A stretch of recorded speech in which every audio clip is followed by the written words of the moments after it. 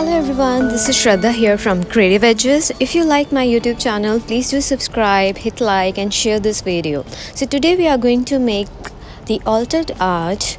Okay, and I'm going to tell you one more thing about it in the last of the video.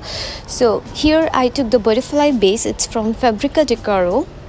Okay, and I'm going to apply this beautiful wooden embellishment over it. Okay, so I'm going to paint all the pieces with the black gesso, and I'm going to now drying it up with my heat gun, as you can see. And I hope you're enjoying this video. Okay, so after doing all this, I'm going to place all the pieces together here, and you can paste it with the heavy gel medium if you have. If you don't have, so use your glue gun.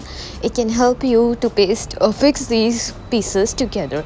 So I'm here using my heavy gel medium, and I'm going to place it over one side of the butterfly.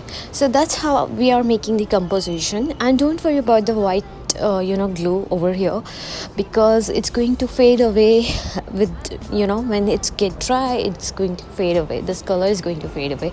Okay guys, so now it's time for colors, and I'm using here two kinds of colors. That is, one is blue and another one is light blue over here, as you can see. And you can use any color you want, and I'm also going to use the third color over here.